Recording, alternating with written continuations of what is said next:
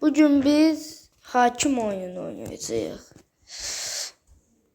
O görə burada ne var? Biz 10 səviyyədən hələ ki 0 numaralıyıq. Çünkü biz indi nədən adım şey ligini idarə edirik. Aşağı ligi. Türkiyənin birinci ligini. Və Sovet və sizə məsləhət verirəm, bu oyun qəşəng oyundur. Gəlin oynayın. Və oyunumuz start götürmə üzrədir. Paltar dəyişmə otarından çıxırlar. Davam et. Bu başladı.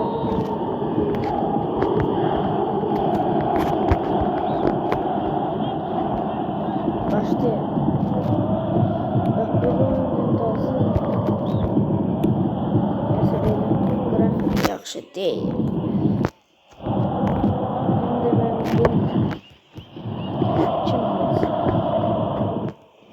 Epizodlara baxa penaltı zamanında.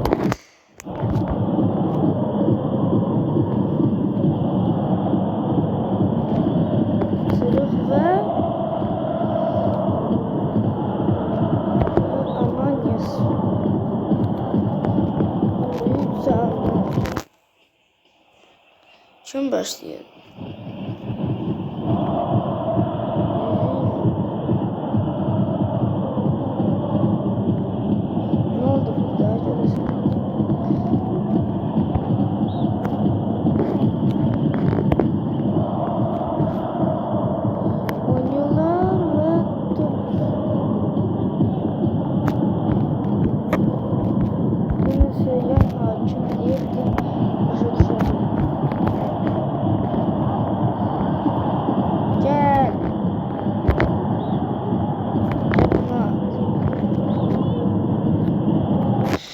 Gördüğünüz kimi başa düşə bilmirəm hələ ki.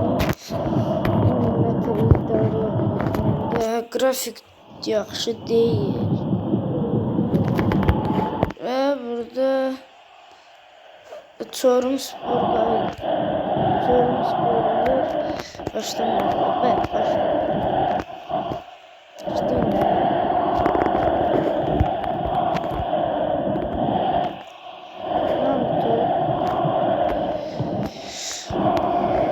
Tutarından sonra Çorumspor 0-0 ve Amanyaspor'dan Çorumspor ilerliyor.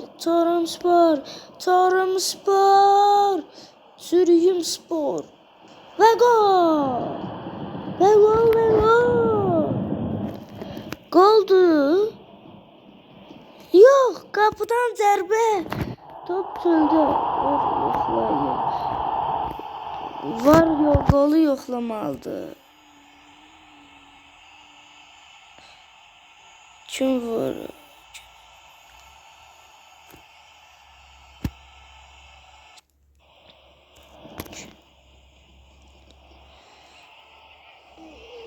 Yoxlanır.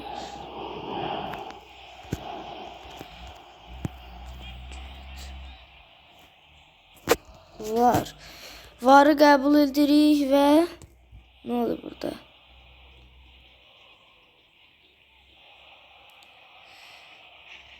Olmuş ki burada.